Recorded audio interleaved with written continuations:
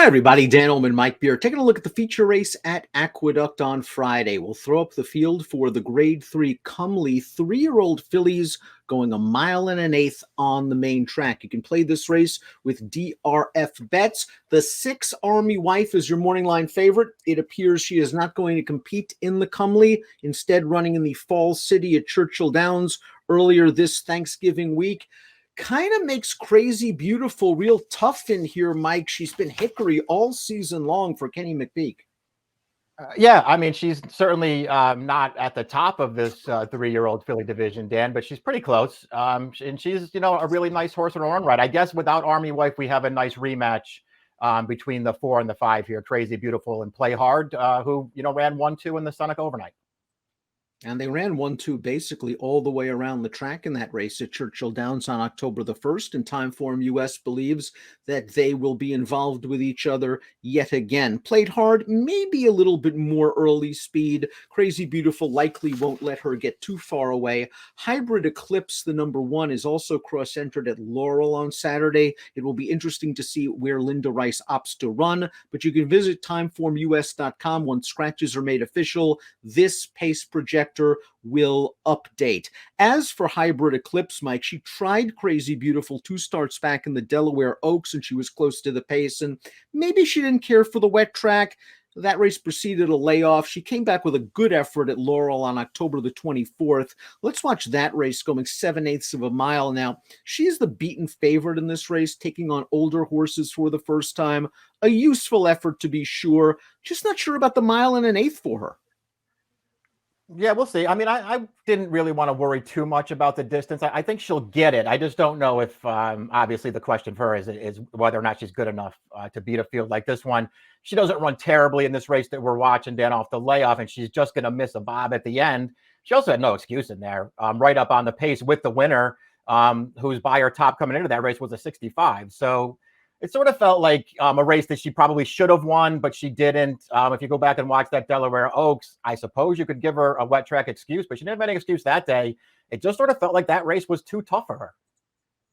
90% Bryn is going to be stepping up in class as well off of this victory at Penn National. This is a state-bred, now winners of one other than, and we see 90% Bryn swinging to the outside. Now, there wasn't a ton of early pace in this race. I'm going to give this one a little bit of extra credit for not only wearing them down, but getting away from them at the end. But her best buyer speed figure to date, 75 on a wet track. That's not going to do it against these graded horses. It's not. And she's another horse that does feel like she sort of wants to race forward. And that's where the 2 favorites are going to be too, Dan. And they're at this stage of the game. They're just both a lot better than this horse is. We'll see if she can improve, because she has to improve.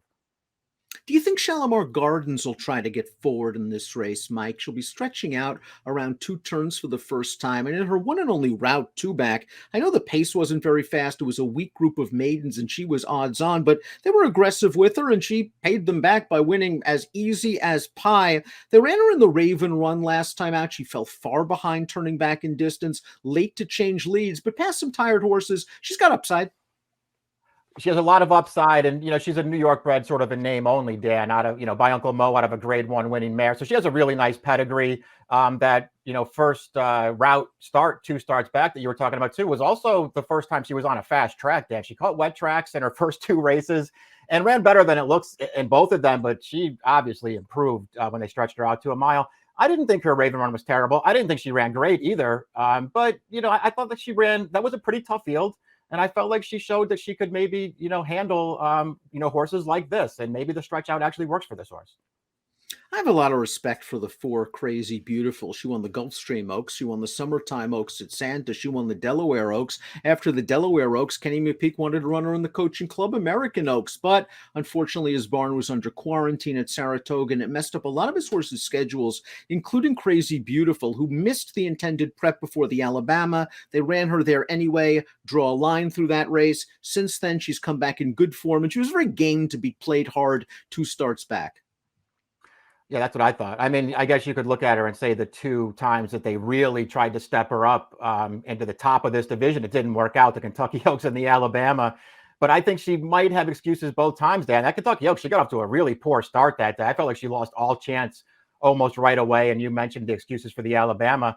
I liked her race 2 back. Played hard as a fast horse. I feel like Brian Hernandez knew he had to go with that horse early, kept her in range, did not let her get away, and closed her down at the end. That was a good performance.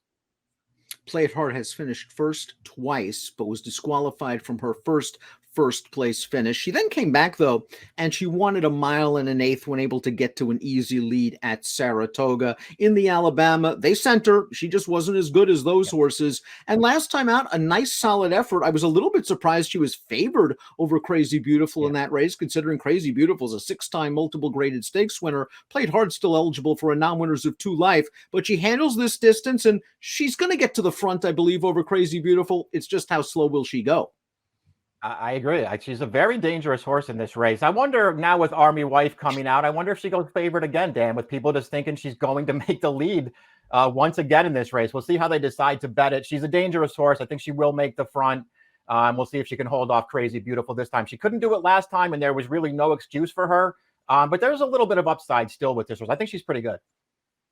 We're expecting Army Wife to withdraw, so we'll move to the 7 Bees and Honey. Very lightly raced daughter of Union Rags, another one trying 2 turns for the first time. A dominated maiden claimers 2 starts back when dropped in for the tag for the first time. I think this filly wants every bit of the distance. Watching her last time out going a 1-turn mile, down inside, under urging at the 5/16, got to the outside, grinded it up for second. She's a little bit light on figures, but she's also light on racing and has upside. Yeah, has upside, a lot like that New York bred Shalimar Gardens down towards the inside, a blowout maiden win. Then they stepped her up to face some tougher horses. And listen, she ran fine last time. I'm with you. I think the distance is going to be okay for her. I'll disagree with that short comment for her last race, rolling for place. I sort of feel like the way that sounds like you did, where she was just sort of grinding it out, getting up for second in there. But the horse that won that race, Amendment 19, she's pretty good. Vegas Weekend completes the field, and listen, she's won 5 out of her last 6 starts, claimed by Rob Atras for $50,000 and immediately paid dividends. First off, a short layoff. Let's watch that race over muddy going, 7/8 of a mile for Vegas Weekend. You see her in behind horses here. She's going to get the keen split. She's going to go right on through. She's going to go right on to win. She's very versatile. She can win at 1.125. She can win sprinting. She can win on the lead. She can win from off of it. The question is, she's good enough. First time against stakes horses. Exactly. I mean, it's a step up in class. Obviously, it feels like they're stepping her up at the right time. She's on a real roll right now with 4 wins in a row, but also just facing way better horses here, Dan. And when she wanted this distance 2 back, she ran fine that day, but it was against a much weaker field over a wet track. She got loose, and then she got headed in the stretch and had to fight back. It just feels like it's going to be a lot harder for her to beat this field. Let's take a look at our top picks for the grade 3 Comely. 3-year-olds going 1.125. Crazy Beautiful, Played Hard. The rematch, I'm hoping Played Hard can turn the tables. I'm hoping they don't bet her as hard as they did last time out. I'm hoping they're close in price. Crazy Beautiful, though, to me is the way the horse to beat. Yeah, I think she is now, too, with the scratch. She showed that she can keep up with the pace if she has to. I think she's a real underrated horse, Dan. Again, she's not at the top of this division, but I think she's really underrated.